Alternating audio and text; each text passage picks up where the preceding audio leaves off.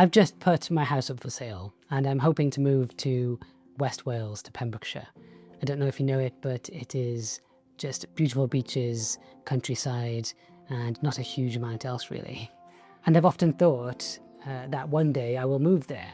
And recently I just thought, why not now? So I put the house on the market. And selling a house can be stressful. Finding houses that you want to buy and then that not going to plan. That happened recently. I found a house that I loved, but my house didn't sell in time, so I lost out on that one. So I can see myself getting tangled up in this process of buying a house. And then I was lying in bed the other night and a thought came to me that this is all just a game. And I don't mean that dismissively, more like I recognized the shape of what I was doing. I was playing a game called Moving House. And this all just ties into the wider game of life with relationships and careers, all with their own rules and their own stakes. Now, game player is often used as an insult because it means somebody who is being manipulative or who is playing you. But that's not what I mean. If you think of a game of Monopoly that you're playing with your family, you don't start calling your grandmother names because she bankrupted you. You take the stakes seriously enough to play with real effort because you want to win, but you hold it all lightly because you know that underneath it, it is just a game. Now this is where an old Sanskrit word comes in, Lila. Lila is found in Advaita Vedanta and across Hindu philosophy, and it means play or sport. And it suggests that the world isn't born from obligation or necessity or lack, it is divine play. The Upanishads point at this with the image of consciousness playing hide and seek with itself, of forgetting its wholeness just for long enough to rediscover it again and again and again in countless forms. Within Leela, the game of life, things like your career rising and falling, or this house selling or not selling, or even birth and death, these things are not meaningless. They are textured and they are real and they are consequential within the game. But it is not the final word on who you are. You are not just the character playing. You are the awareness in which all of that is arising. The Bhagavad Gita gives us very clear instruction for this kind of play. Krishna, when standing on the edge of a battlefield with Arjuna before a fight that Arjuna does not want to have, Krishna's advice to Arjuna isn't to not act, it is to act fully and release grip on the outcome. He says, your right is for action alone, never for the results.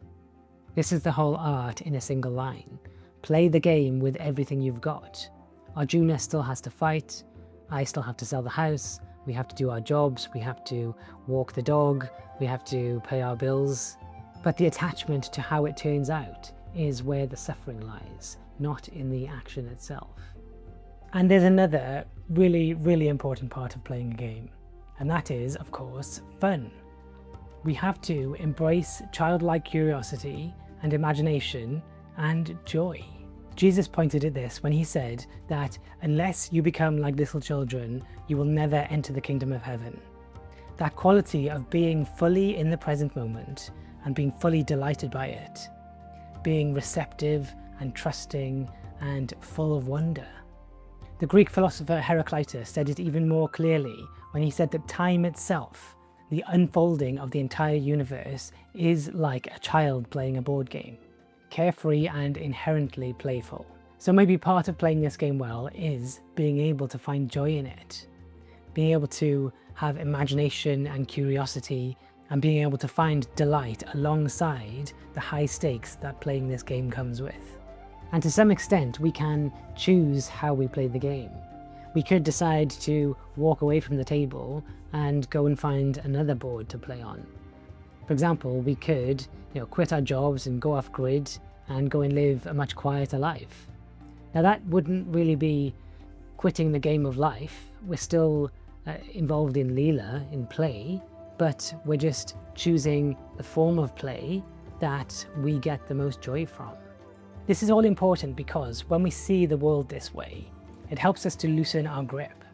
we don't cling so tightly to particular outcomes, and we don't have to be right all of the time, and it removes that exhausting weight of having to have everything go our way.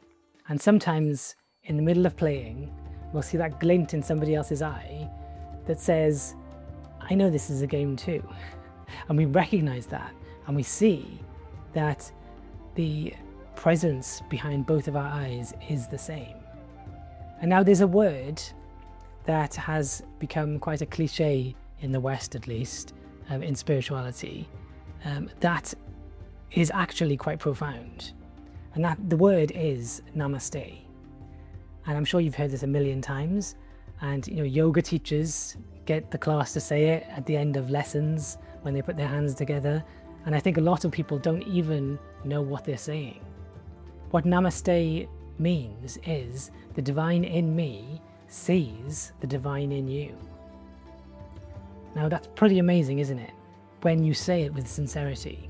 So a sincere namaste means you both know it's a game, you're both meeting across the board, and you know that beneath it, the awareness is the same. Two expressions of the same thing.